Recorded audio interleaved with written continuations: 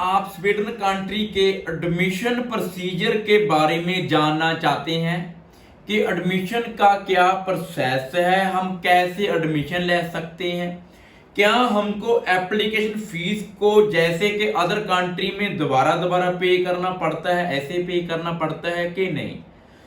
बहुत ही बेनिफिट्स है आपको स्वीडन कंट्री में वीजे के लिए अप्लाई करने के लिए। अगर आपकी इंक्वायरी है स्पाउस के साथ, विद किड और विदाउट आइलेट्स जाना चाहते हैं और आपके पास कोई ओल्ड फंड भी नहीं है, तो आप इस वीडियो को पूरी देखिए स्वीडन एंट्री के रिगार्डिंग। सबसे पहले तो मैं आपको ये कहना चाहता हूं कि जैसे कि हम दूसरी कंट्रीज में अप्लाई करते हैं, फॉर एग्जांपल हमने अप्लाई कर दिया लातविया में, हमने अप्लाई किया है रीगा टेक्निकल यूनिवर्सिटी में, तुरीबा में, और जैसे कि किसी भी टीएसआई अदर 2 3 4 5 यूनिवर्सिटी में अप्लाई हमने कर दिया।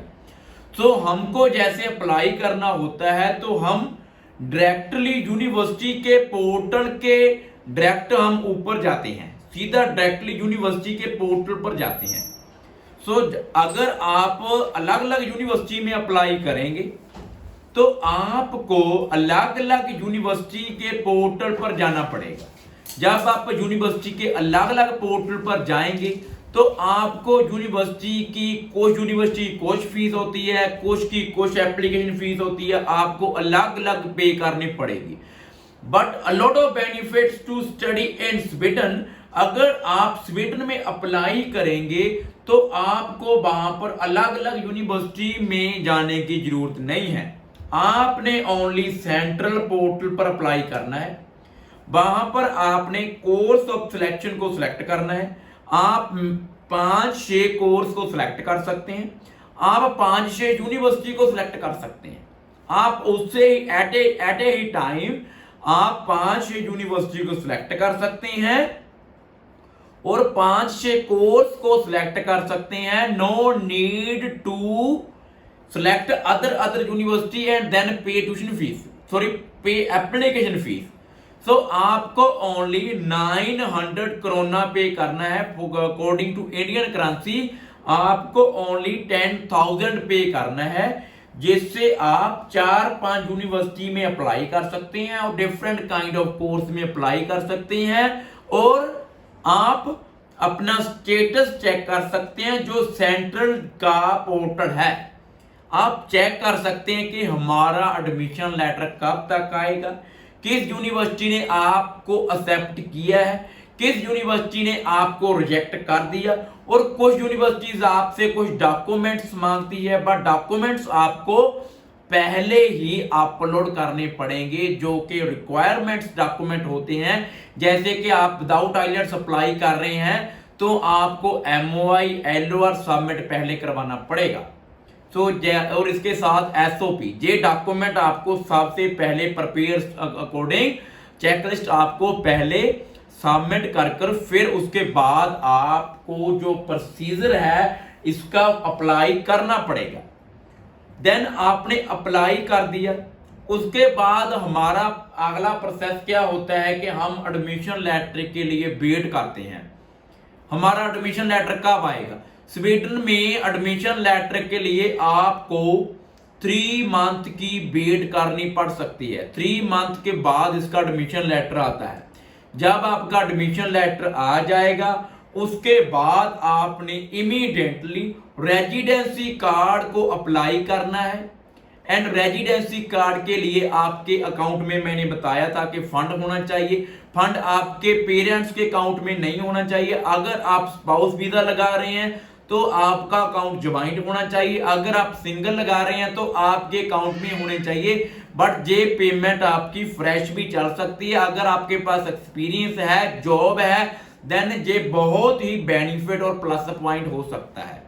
देन आप रेजिडेंसी कार्ड के लिए अप्लाई करेंगे। आपका रेजिडेंसी कार्ड आप सीधा ऑनलाइन अप्लाई कर सकते हैं माइग्रेशन पोर्टल पर, और आपका माइग्रेशन का भी स्टेटस आप सीधा डायरेक्ट चेक कर सकते हैं कि कब तक आएगा। आप कहेंगे कि इतना टाइम क्यों लगता है? यूनिवर्सिटी के अपडेट पर टाइम इसलिए लगता है क्योंकि कॉम्पिटिशन बहुत है। जिस स्टूडेंट की प्रोफाइल होने वाली होगी हम सिर्फ उसकी ही फाइल अप्लाई करते हैं।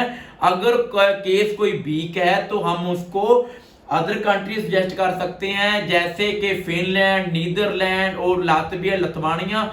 अगर आप फिर भी स्वीडन में जाना चाहते हैं तो आपको आइलेट्स करनी पड़ेगी, बिकॉज हम बता सकते हैं कि आप विद आइलेट्स अप्लाई कर सकते हैं और नहीं, और आफ्टर दैट आपको बायोमेट्रिकली एम्बेसी में जाना पड़ेगा। अगर आपका आगे फर्दर फाइनल रिजल्ट आ जाता है, आपका वीजा आ जाता है, देन आप जा सकते हैं।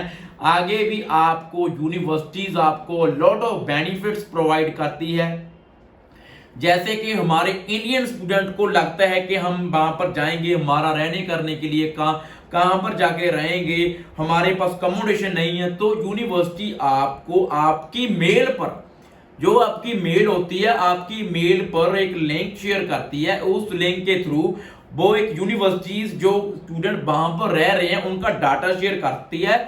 आप उनसे कांटेक्ट कर आप जस्ट हेल्प ले सकते हैं, किसी भी रिगार्डिंग अकोमोडेशन के रिगार्डिंग, जॉब के रिगार्डिंग, एनी टाइप के रिगार्डिंग आप उनसे हेल्प ले सकते हैं। और एक बात और मैं आपको कहना चाहता हूं, जैसे कि मास्टर के लिए स्वीडन और फिनलैंड में आप 40 आवर्स वर्क कर सकते हैं पर वीक में, पर स्वीडन में एक बेनिफिट है कि आपको 37 आवर्स ही वर्क करना पड़ेगा पर वीक में, पर आपको सैलरी उतनी ही मिलेगी जितनी 40 आवर्स की मिलती है। और बैचलर के लिए जो होता है वो होता है 25 आवर्स।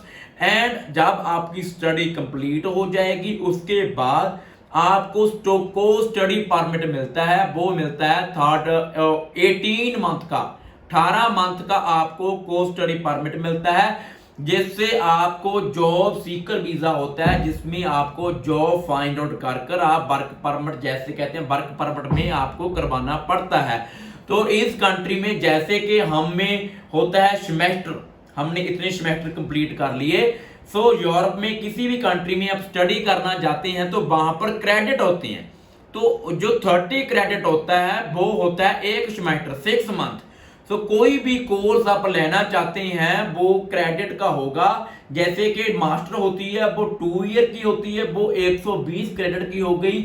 अगर आपने 1 ईयर की मास्टर ली है तो वो 60 क्रेडिट की होगी। सो 30 क्रेडिट का एक सेमेस्टर होता है। सो अगर आपकी किसी भी तरह की कोई भी इंक्वायरी है रिगार्डिंग फॉर स्वीडन, फिनलैंड, और इवन के आप मेरे से पूछोगे कि आफ्टर +2 क्या हम स्वीडन में अप्लाई कर सकते हैं फाइल को, क्या हम स्पाउस के साथ जा सकते हैं। एक्चुअली क्या होता है, यूरोपियन कंट्रीज, कुछ कंट्रीज होती हैं जो main Sweden country, Germany, Sweden कहती है कि हमको 13 ईयर की स्टडी चाहिए।